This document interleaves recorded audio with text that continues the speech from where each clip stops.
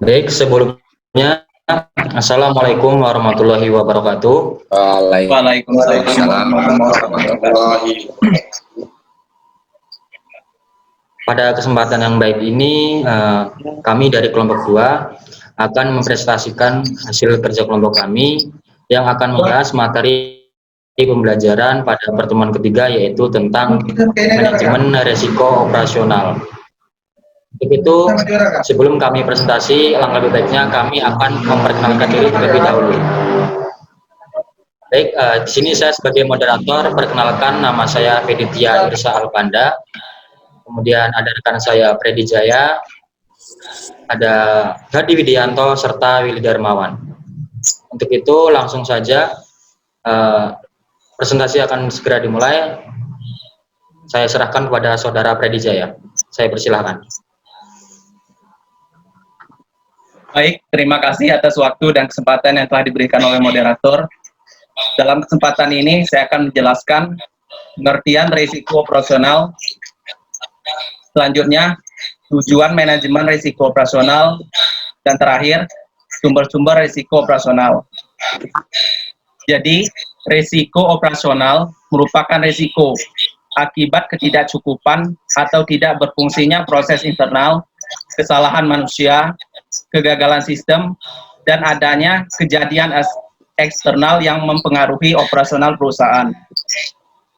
Jadi di dalam risiko operasional ini merupakan akibat dari tidak berfungsinya proses internal.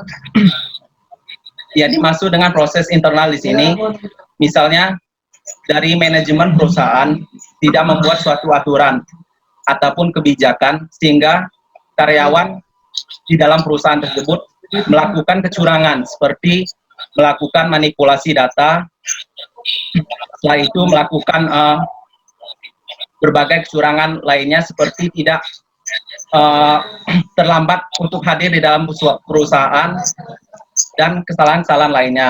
Selanjutnya ada kesalahan manusia, misalnya karyawan menyalahgunakan fasilitas yang ada di dalam sebuah perusahaan. Yang ketiga, ada kegagalan sistem. Jadi misalnya di dalam sebuah perusahaan terdapat aplikasi ataupun software yang bernama Enterprise Resource Planning. Jadi software ini digunakan oleh perusahaan untuk merencanakan berbagai material yang akan digunakan untuk kegiatan operasional di dalam sebuah perusahaan. Jadi ketika manajemen ataupun karyawannya tidak bisa mengendalikan sistem teknologi ini dengan baik, tentu akan sangat berpengaruh terhadap kegiatan operasional di dalam sebuah perusahaan, sehingga nantinya akan menghambat berbagai kegiatan operasional di dalam sebuah perusahaan. Selanjutnya ada kejadian eksternal. Jadi kejadian eksternal ini erat kaitannya dengan berbagai tindakan yang terjadi di luar internal perusahaan, misalnya kegiatan terorisme, kegiatan kriminalitas seperti pembakaran, selanjutnya ada bencana alam seperti tsunami dan lain sebagainya. Berbagai risiko-risiko ini jika tidak dikendalikan dengan baik akan sangat mempengaruhi kegiatan operasional di dalam sebuah perusahaan. Lalu bagaimana dengan tujuan utama manajemen risiko operasional? Tujuan utama daripada manajemen risiko operasional yaitu untuk meminimalkan kemungkinan dampak negatif dari tidak berfungsinya proses internal, kesalahan manusia, kegagalan sistem, dan kejadian-kejadian eksternal. Jadi ketika manajemen perusahaan bisa mengendalikan risiko operasional ini dengan baik, maka akan sangat berdampak pula terhadap kinerja operasional perusahaan, sehingga nantinya output ataupun produk yang dikeluarkan oleh perusahaan hasilnya juga akan baik dan memberikan dampak yang signifikan untuk perusahaan. Ya, ada sumber-sumber risiko operasional. Yang pertama, sumber daya manusia. Di sini dijelaskan misalnya di dalam manajemen perusahaan tidak terdapat manajemen sumber daya manusia yang baik dan tidak adanya komunikasi yang baik terhadap karyawan dapat membuat operasional itu tidak berjalan dengan baik. Karena terkadang karyawan bingung apa yang harus dilakukannya. terkadang juga kawan bingung tugas atau tugas yang harus dilakukannya. Kedua selanjutnya infrastruktur. Infrastruktur ini erat kaitannya dengan sebagai contoh manajemen perusahaan dan bagaimana gedung gudang untuk menggai peralatan operasional sehingga dapat menyebabkan terjadinya kehilangan sebagai peralatan sehingga ini akan kegiatan orang dan personal. Saya sampaikan lagi, sebenarnya saya sampaikan lagi, perusahaan ini tidak melakukan kecurangan itu ingin berdampak terhadap dalam operasi perusahaan. Pada proses ini yang sama tadi itu yang di luar dari seperti kegiatan atau aktivitas terorisme, bencana alam, tsunami dan lain sebagainya. Dan terakhir ada sistem. Seperti yang saya jelaskan tadi, sistem ini erat kaitannya dengan teknologi. Jadi biasanya di dalam perusahaan itu terdapat software ataupun perangkat yang bernama Enterprise Resource Planning. Jadi sistem ataupun software ini digunakan untuk merencanakan berbagai material yang akan digunakan oleh perusahaan untuk memproduksi sebuah produk. Jadi ketika manajemen sumber daya manusianya tidak bisa mengaplikasikan software ini dengan baik, tentu akan sangat berdampak terhadap berbagai kinerja di dalam kegiatan operasional perusahaan. Selanjutnya, di sini ada tabel sumber-sumber risiko operasional. Yang pertama, ada karakteristik dan kompleksitas bisnis, parameter ataupun indikatornya, skala usaha dan struktur organisasi perusahaan, kompleksitas proses bisnis, dan keragaman produk atau jasa. Jadi dengan semakin tingginya kompleksitas proses bisnis dan keragaman produk jasa, tentu akan menimbulkan kerumitan dan variasi proses kerja, baik secara manual maupun automasi. Jadi automasi ini dijelaskan biasanya berbagai kegiatan ataupun variasi proses kerja di dalam sebuah perusahaan itu tidak hanya dikerjakan secara manual, namun juga dikerjakan oleh berbagai peralatan teknologi ataupun mesin. Yang kedua, sumber daya manusia. Indikatornya penerapan manajemen sumber daya manusia dan kegagalan karena faktor manusia. Jadi seperti yang saya sampaikan tadi, ketika manajemen sumber daya manusia tidak memiliki manajemen SDM yang baik, tidak memiliki komunikasi yang baik terhadap karyawannya, tentu akan sangat berdampak terhadap kegiatan operasional di perusahaan. Bahkan tidak menutup kemungkinan terjadinya kerugian operasional perusahaan. Karena terkadang karyawan itu bingung akan apa yang harus dilakukannya, apa tugas yang harus dikerjakannya. Oleh karena itu perlu adanya komunikasi yang efektif di dalam sebuah perusahaan agar karyawan itu tahu apa yang harus dilakukannya. Yang ketiga, teknologi, informasi, dan infrastruktur pendukung. Parameter atau indikatornya yang pertama, kompleksitas teknologi informasi, perubahan sistem teknologi informasi, kerentanan sistem teknologi informasi terhadap ancaman dan serangan teknologi informasi, dan kegagalan sistem. Jadi ketika perusahaan tidak memiliki teknologi informasi dan infrastruktur yang mendukung, tentu akan sangat berdampak terhadap kegiatan operasional di dalam sebuah perusahaan. Sehingga kegiatan itu tidak bisa memberikan manfaat yang signifikan terhadap perusahaan. Jadi misalnya di dalam sebuah perusahaan kan terdapat berbagai aplikasi ataupun software, salah satunya Enterprise Resource Planning. Ketika software tersebut terkena hackers ataupun dirusak oleh oknum-oknum yang tidak bertanggung jawab, tentu akan sangat merugikan perusahaan.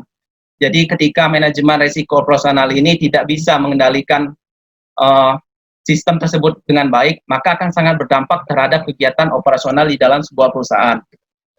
Selanjutnya, ada kecurangan, parameter ataupun indikatornya, kecurangan internal dan kecurangan eksternal. Seperti yang saya sampaikan tadi, kecurangan internal ini bisa saja karyawan itu melakukan manipulasi data untuk kepentingan pribadi.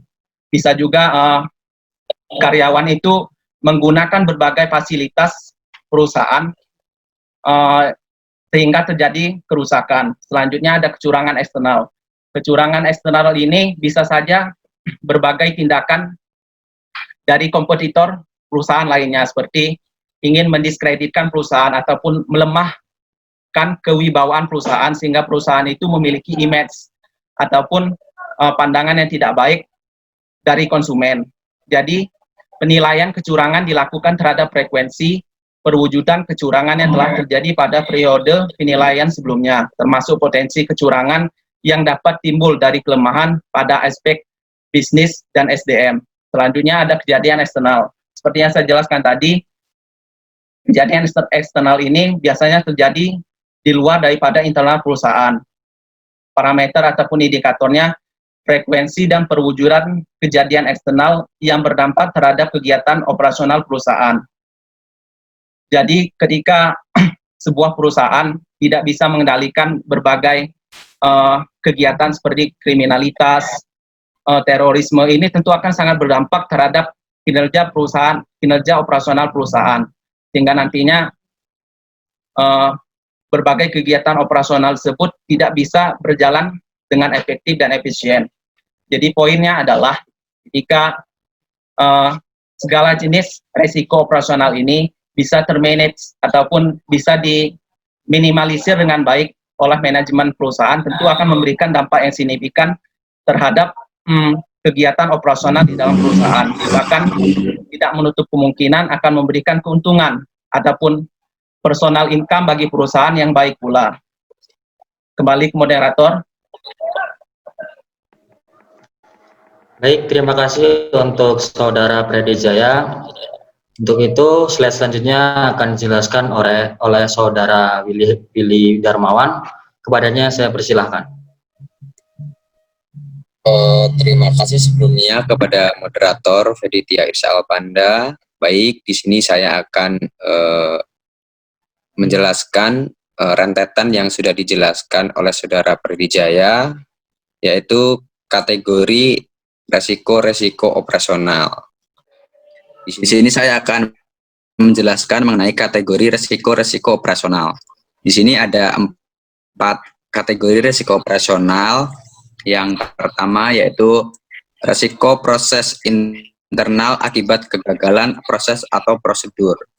Dan di sini kejadiannya kelalaian marketing, pengendalian tidak memadai, kesalahan produk, pemasaran produk, dan pencucian uang. Selanjutnya kategori resiko operasional yang kedua yaitu resiko manusia. Kejadiannya terlalu bergantung kepada karyawan tertentu, kecurangan internal, pelatihan karyawan yang tidak bermutu, dan praktik manajemen yang buruk. Kategori resiko operasional yang ketiga yaitu resiko sistem akibat penggunaan teknologi dan sistem. Contoh kejadiannya kesalahan input data, kesalahan pemrograman, dan problem keamanan sistem dan teknologi.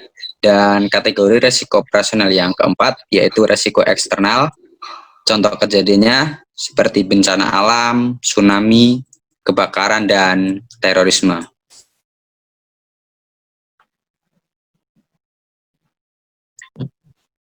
Penerapan manajemen resiko operasional 3, yang pertama yaitu pengawasan aktif Dewan Komisaris dan Direksi, kedua kebijakan prosedur dan penetapan limit, dan ketiga proses identifikasi, pengukuran, pemantauan, dan pengendalian resiko operasional.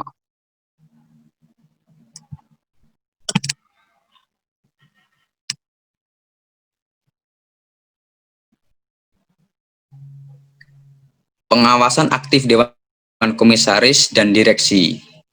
Dewan Komisaris dan Direksi bertanggung jawab mengembangkan budaya organisasi yang sadar akan resiko operasional dan menumbuhkan komitmen dalam mengelola resiko operasional.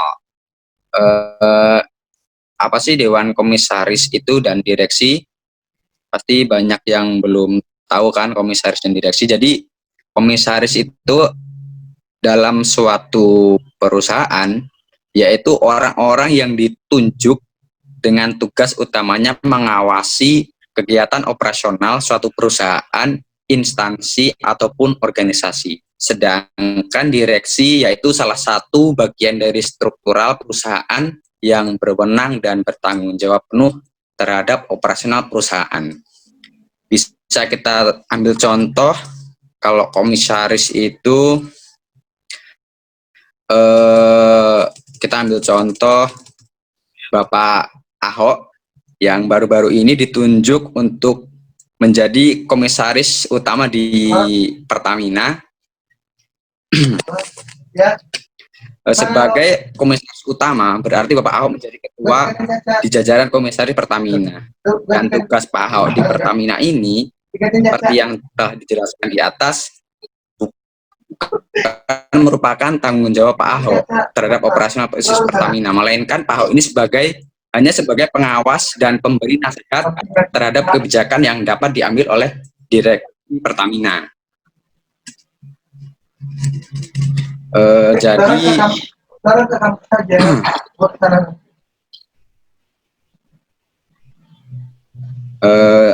Jadi direksi antara komisaris dan direksi ini masih banyak yang masih kurang paham terhadap tugas dan tanggung jawab dari direksi dan komisaris ini sendiri. Banyak juga yang terbalik atau menganggap sama tugas komisaris dan direksi ini, padahal struktural tersebut sebenarnya memiliki tugas yang berbeda. Jadi dapat disimpulkan bahwa tugas komisaris ini hanya mengawasi dan memberikan saran bagi direksi dalam pengambilan keputusan operasional perusahaan demi tujuan perusahaan. Sedangkan direksi bertugas untuk mengambil keputusan dan mengontrol operasional perusahaan. Jadi kedua jabatan struktural ini bertugas untuk saling melengkapi satu sama lain, bukan untuk bertentangan satu sama lain. Jadi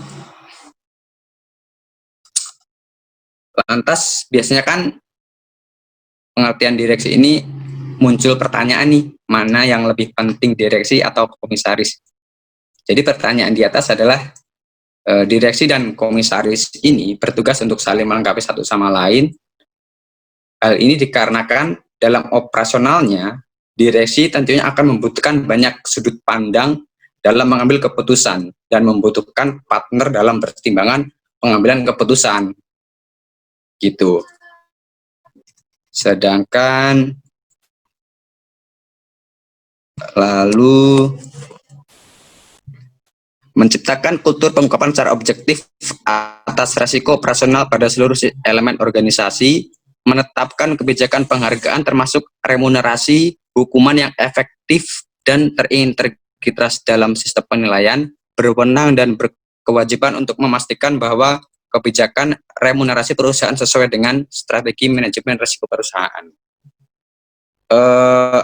Remunerasi sendiri adalah pemberian, artinya pemberian gaji atau pendapatan tambahan kepada seseorang pegawai sebagai apresiasi atas pekerjaan atau kontribusi dalam perusahaan yang sifatnya rutin ia bekerja. Biasanya hal ini diberikan oleh perusahaan kepada pegawai atas karyawan atas prestasi kerja yang sudah dilakukan. Perusahaan hanya menerapkan kebijakan dengan pemberian remunerasi ini sangat menguntungkan bagi karyawannya dan juga perusahaan. Tujuan memberikan remunerasi ini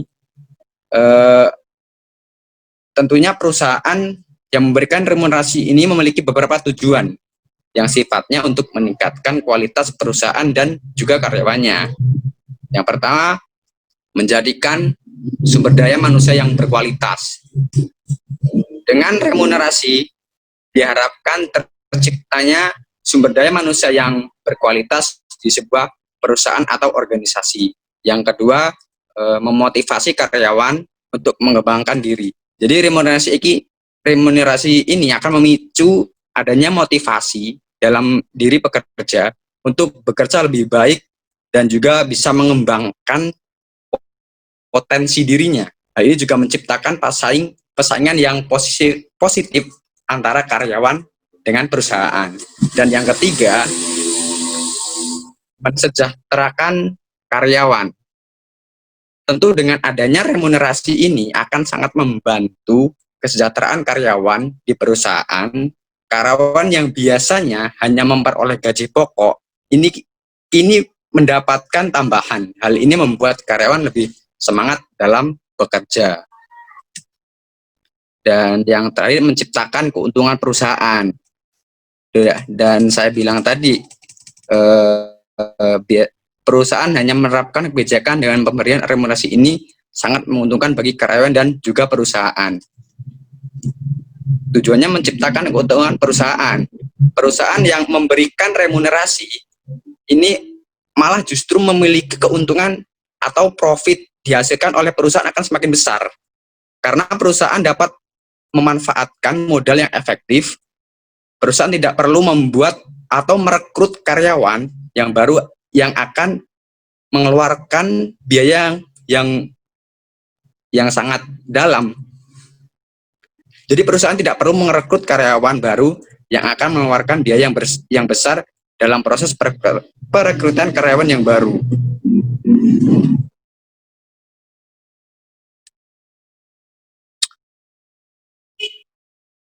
Lanjut. Next.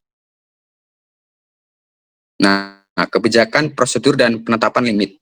Dalam melaksanakan kebijakan, prosedur, dan penetapan limit untuk resiko operasional, perusahaan perlu menerapkan yang pertama, strategi manajemen resiko. Strategi manajemen resiko operasional ini harus sesuai dengan strategi bisnis secara keseluruhan serta disusun dengan mempertimbangkan faktor perkembangan ekonomi, industri, dan organisasi bank.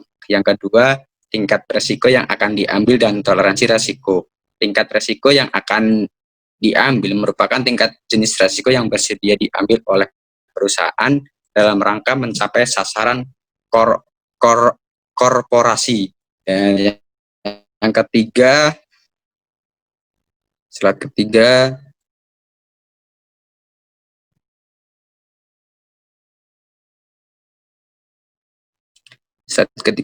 yang ketiga, kebijakan dan prosedur. Perusahaan harus menetapkan kebijakan manajemen risiko operasional yang harus diinternalisasikan ke dalam proses bisnis, seluruh lini dan aktivitas pendukung perusahaan lainnya. Dan yang keempat yaitu limit. Perusahaan harus menetapkan limit risiko operasional sesuai dengan tingkat risiko yang diambil, toleransi risiko dan strategi perusahaan keseluruhan serta memperhatikan kemampuan modal perusahaan. Jadi perusahaan ini harus menetapkan limit atau batasan sesuai dengan tingkat kemampuan atau modal dari perusahaan tersebut. Sekian.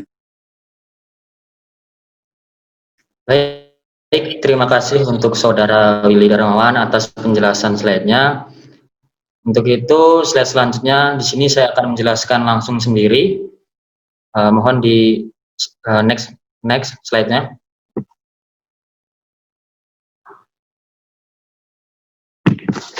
Baik, di sini saya akan menjelaskan yaitu mengenai proses identifikasi, pengukuran, pemantauan, dan pengendalian resiko operasional. Nah, identifikasi yang pertama yaitu identifikasi risiko operasional, di mana perusahaan di sini akan melihat dan menganalisis secara kontinu atau berkelanjutan atas paparan risiko operasional dan penerapan manajemen risiko operasional serta pelaporan secara internal dan eksternal atas paparan risiko yang terjadi di perusahaan. Proses identifikasi risiko operasional ini harus dilakukan secara komprehensif atau menyeluruh untuk meminimalisasi peluang risiko yang tidak teridentifikasi. Perusahaan dapat mengidentifikasi dari yang pertama, dokumen internal. Dokumen internal ini terdiri dari seperti laporan keuangan perusahaan, kemudian strategi dan rencana, prosedur dan operasi, kemudian dokumen sumber daya manusia, dan surat perintah ataupun yang lainnya. Kemudian yang kedua yaitu dokumen eksternal, di mana dokumen eksternal ini mencakup seperti koran, majalah, data publikasi, statistik ekonomi, dan lainnya. Kemudian yang ketiga ada pihak internal perusahaan, di mana pihak internal perusahaan ini yang dimaksudkan adalah karyawan yang sudah bertahun-tahun yang berkompeten untuk menjadi sumber informasi perusahaan. Kemudian yang keempat yaitu pihak eksternal perusahaan, di mana pihak eksternal perusahaan ini mencakup seperti konsumen, pemasok, kemudian pengamat, tenaga ahli, pesaing, dan lain-lain. Kemudian yang terakhir yaitu informasi kontrak. Informasi kontrak ini dimaksudkan seperti kontrak dengan karyawan, kemudian pemasok, konsumen, pemerintah, kontraktor, dan sebagainya. Nah, tentunya dalam pelaksanaan identifikasi risiko operasional ini dapat dilakukan dengan teknik seperti brainstorming atau juga bisa disebut sebagai bertukar pikiran, kemudian kuesioner, analisis risiko, kemudian investigasi insiden, audit, dan lain sebagainya. Setelah perusahaan mengidentifikasi apa yang terjadi, maka perlu dipertimbangkan penyebab dan skenario-skenario yang terjadi. Di antaranya yaitu seperti kegagalan dan kesalahan sistem, kemudian kelemahan sistem, administrasi, kegagalan hubungan dengan nasabah, kemudian kesalahan perhitungan akuntansi, penundaan dan kesalahan penyelesaian pembayaran, kecurangan, serta rekayasa akuntansi. Oke, next.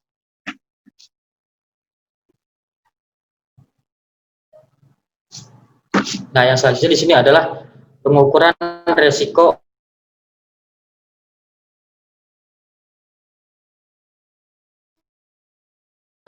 menilai paparan risiko operasional pada produk, jasa, proses, dan sistem untuk mengetahui profil dan seberapa potensialkah risiko operasional perusahaan tersebut secara kuantitatif serta efektivitas dari penerapan manajemen risiko operasional perusahaan. Pengukuran risiko operasional dapat dilakukan dengan menempatkan tingkatan dari setiap bentuk risiko yang terjadi, yaitu semakin tinggi risiko maka semakin tinggi pula kemungkinannya untuk memperoleh kembali atau juga bisa disebut sebagai aktual. Seperti yang diharapkan perusahaan. Kemudian di dalam pengukuran risiko operasional ini terdapat dimensinya. Yang pertama yaitu risiko berdasarkan aktivitas. Nah, dan dalam risiko berdasarkan aktivitas ini dibagi menjadi dua. Yang pertama yaitu frekuensi versus dampak. Nah, di mana frekuensi ini seberapa sering suatu kejadian risiko operasional terjadi di masa lalu dan bagaimana tren di masa yang akan datang. Sedangkan dampak adalah seberapa besar kerugian yang nantinya akan diderita oleh perusahaan ketika kejadian risiko operasional tersebut terjadi. Hal tersebut dapat diklasifikasikan menjadi risiko operasional, yaitu yang pertama ya low frequency atau low impact, atau juga bisa disebut sebagai kejadian yang jarang terjadi dan dampaknya rendah. Kemudian yang kedua yaitu low frequency atau high impact, atau juga bisa disebut sebagai kejadian yang jarang terjadi namun dampaknya sangat besar bagi perusahaan. Lalu yang ketiga yaitu high frequency atau low impact, atau juga bisa disebut sebagai kejadian yang sering terjadi namun dampaknya rendah. Dan yang terakhir yaitu high frequency atau high impact, atau bisa disebut juga sebagai kejadian yang sering terjadi dan dampaknya juga sangat besar bagi perusahaan. Namun secara umum di sini saya bisa menjelaskan bahwa manajemen risiko operasional itu memfokuskan pada dua jenis kejadian, yaitu low frequency atau high impact, dan yang kedua yaitu high frequency dan low impact. Seperti halnya kejadian-kejadian tersebut dapat dimitigasi, yaitu seperti risiko pada komputer, di mana masalah tersebut sudah dijelaskan oleh Saudara Freddy Jaya bahwa nanti akan berpengaruh kepada perubahan data karena virus, kemudian selalu mengalami perubahan pada pemrograman atau juga bisa disebabkan oleh hacker. Kemudian juga ada kecelakaan kerja dan juga kerusakan maintenance pabrik. Lalu yang kedua di sini ada kerugian yang diperkirakan versus kerugian yang tidak diperkirakan. Nah, kerugian yang tidak diperkirakan itu merupakan kerugian yang timbul signifikan di atas kerugian yang diperkirakan. Biasanya dari sisi frekuensi, kejadian ini dikenal sebagai kejadian low frequency atau high impact, atau juga bisa disebut sebagai kejadian yang jarang terjadi namun dampaknya sangat besar bagi perusahaan. Kemudian metode yang digunakan perusahaan untuk melakukan identifikasi dan pengukuran risiko operasional tersebut antara lain yang pertama, Risk and Control Assessment atau RSCA, di mana metode tersebut merupakan perangkat manajemen atau metode yang digunakan untuk mengidentifikasi dan mengukur resiko berdasarkan dimensi, dampak, dan kemungkinan kejadiannya yang bersifat kualitatif dan prediktif. RSCA ini dapat membantu perusahaan dalam meningkatkan kemampuan manajer dan karyawan dalam proses identifikasi objektif risk controls yang melekat pada bisnis sehingga mereka dapat mengelola risiko-risiko inherent ataupun risiko-risiko kontrol pengendalian dengan lebih efektif. Untuk itu, slide selanjutnya saya serahkan kepada Saudara Hadi Widianto. Saya persilahkan. Baik, terima kasih kepada moderator Feditia Isa Panda. Saya akan menjelaskan pengukuran risiko operasional dibagi dua, yaitu Key Risk Indicator atau disingkat dengan KRI. Metode ini digunakan untuk mengidentifikasi dan menganalisis risiko sejak dini atas naik turunnya indikator tingkat risiko dalam rangkaian pengendalian risiko operasional pada setiap aktivitas bisnis perusahaan. Manfaat dari KRI adalah dapat memantau dan memprediksi eksposur risiko operasional. Yang kedua, Loss Event Database atau disingkat dengan LED. Metode ini digunakan untuk mencatat data kejadian yang telah terjadi dalam operasional perusahaan. Tanpa database, perusahaan akan kesulitan dalam menyusun modal untuk memastikan proses pengendalian. Next.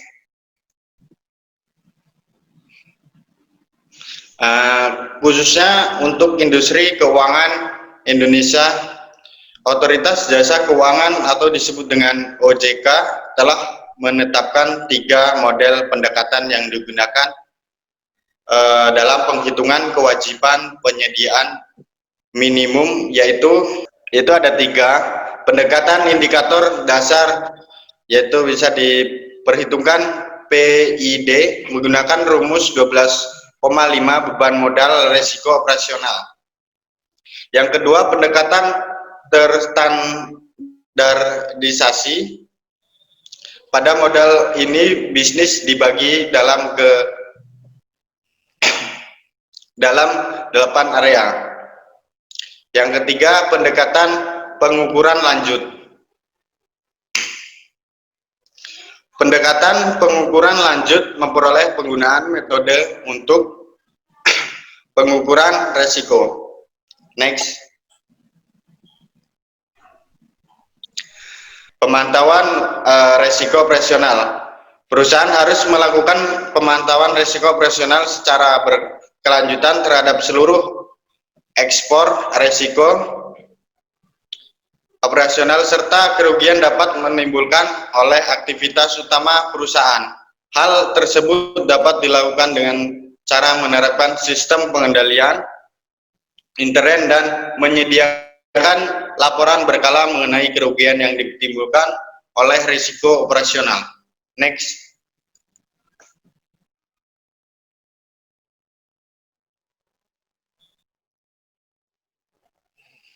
Nah, pengendalian risiko operasional. Pengendalian risiko operasional dapat dilakukan secara konsisten sesuai dengan tingkat risiko yang akan diambil. Hasil identifikasi dan pengukuran risiko operasional. Dalam penerapan pengendalian risiko operasional, perusahaan dapat mengembangkan program untuk memitigasi risiko operasional antara lain pengamanan proses teknologi informasi, itu seperti asuransi dan penghalidayaan dan sebagai kegiatan operasional perusahaan. Sekian dari saya. Terima kasih. Baik, terima kasih untuk Saudara Hadi Widianto atas penjelasan materinya. Untuk itu kami dari kelompok 2 kurang lebihnya seperti itu. Apabila ada salah kata dan tutur kata dari kami mohon maaf yang sebesar-besarnya pada teman-teman semua. Kurang lebihnya kami mohon maaf. Kami akhiri. Wabillahi taufiq wal hidayah. Wassalamualaikum warahmatullahi wabarakatuh.